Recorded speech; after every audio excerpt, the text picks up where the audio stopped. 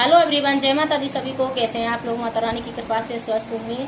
तो मैं आपको बहुत अच्छा वीडियो लेके आई हूँ और ये वीडियो है अपने घर में खुशहाली लाने के लिए 7 रास्ते कैसे कैसे खोल सकते हैं हम। जो मेन पॉइंट हैं जिंदगी में हमारे में है, जो माता लक्ष्मी का हमें घर में वास हो, इस प्रकार से हमें क्या क्या करना चाहिए।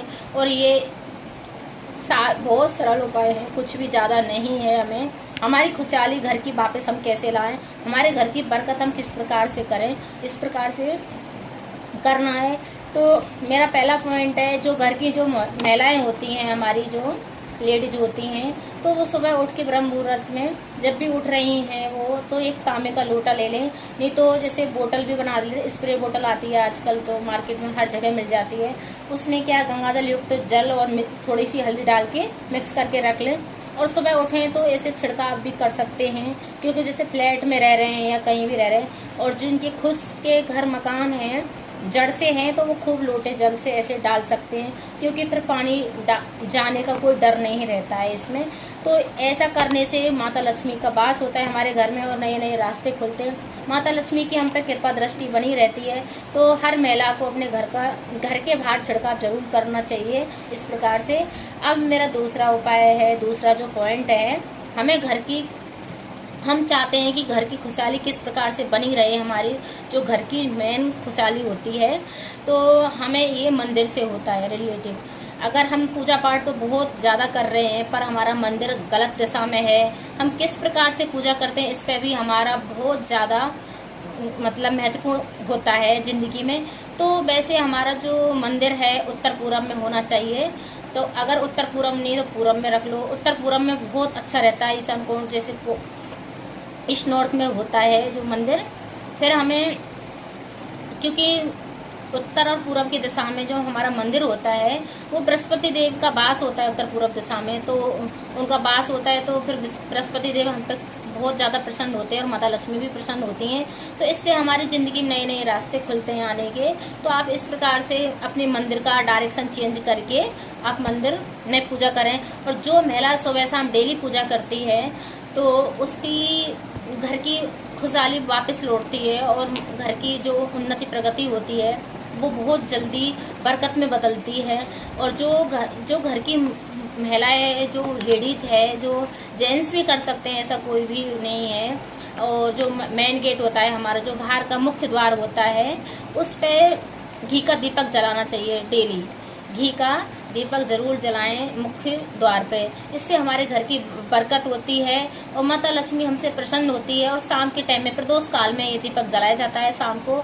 और हमारे जो हमारा मुख्य द्वार होता है उस पे हमें स्वास्तिक बना के जरूर रखना चाहिए, क्योंकि स्वास्तिक से हमारे घर की जो नेगेटिव एनर्जी होती है वो निकलती है, पॉजिटिव आती है, पॉजिटिव एनर्जी हमारे घर में प्रवेश करती है।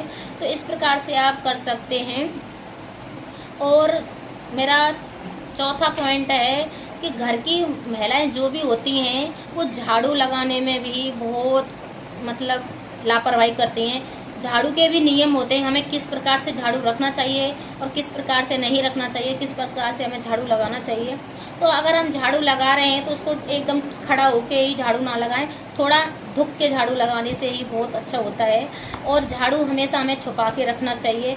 झाड़ू हमें हमेशा खड़ा नहीं रखना चाहिए और उल्टा नहीं रखना चाहिए।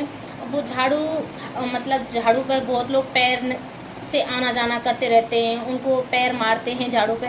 वो कभी भी गलती ना करें, क्योंकि माता लक्ष्मी ही झाड़ू में माता लक्ष्मी का वास होता है। इसलिए हमें झाड़ू कभी भी टच ना करें पैरों से। और हमेशा अगर पैर गलती से भी लग जाए, उससे माथे से ऐसे छूते हुए उनके नमस्कार करें और गलती को माफ़ी मांगें। हे माता रानी, हमसे हमारा पैर लग गया है आपके झाड़ू से, तो हमको माफ़ करना।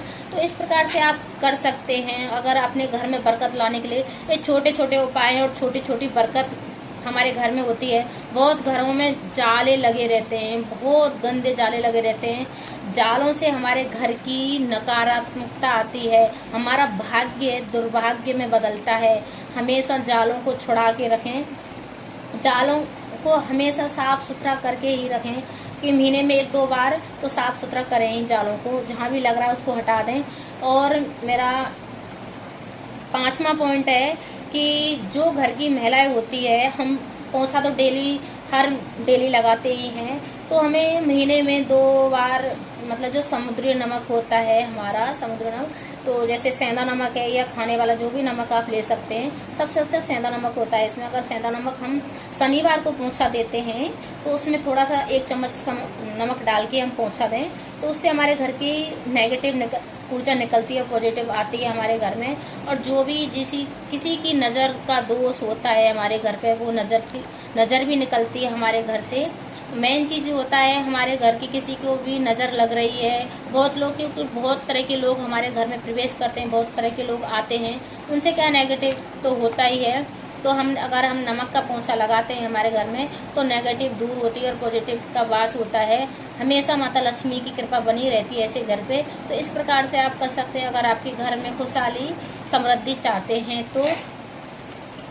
और मेन चीज़ क्या होता है कि जैसे घर में कम से कम 2 बार महीने में, जो मेरा 7वां पॉइंट है, तो उसमें कम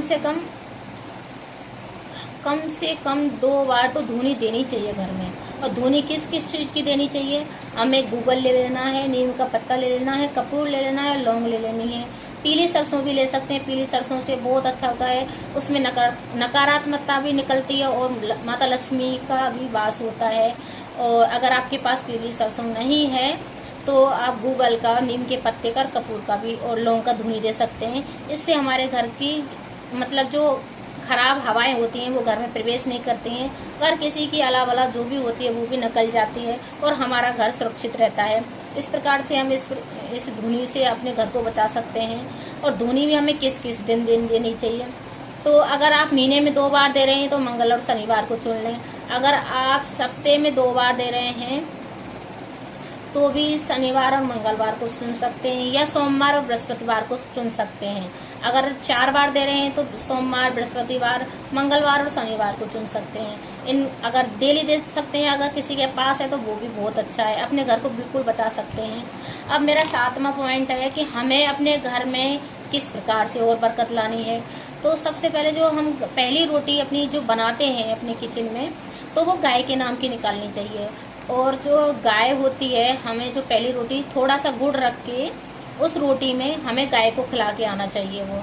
तो उससे भी हमारे मतलब कितना भी दुर्लभ भाग्य क्यों ना हो, प्रबल होने लगता है। एक गुड़ और रोटी, मीठी रोटी बन जाती है। अगर हम चीनी भी रखें तो भी चलेगा, बाई चांस नहीं है तो। नहीं तो गुड़ का बहुत महत्व होता है। अगर हम गाय को गुड़ और रोटी खिला रहे हैं तो आप ये करके जरूर देखना कि आपको 1 महीने में अगर रिजल्ट बहुत पॉजिटिव मिलेगा इससे। क्योंकि ये चीज़ें छोटी मोटी नहीं होती हैं, ये हमारे शास्त्र में लिखी हुई होती हैं और बहुत ही प्रबल।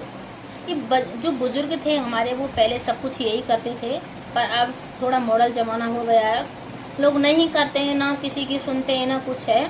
तो वैसे करना चाहिए, इससे हमारे घर की बरकत बनी रहती है, माता लक्ष्मी हमसे प्रसन्न होती हैं, हमारे घर को हम बहुत सुरक्षित रख सकते हैं। छोटी छोटी चीज़ों से घर की खुशहाली के लिए हमें ये करने जरूर चाहिए। छोटे छोटे टिप्स हैं, ये जरूर अपनाने चाहिए अपनी ज़िंदगी में।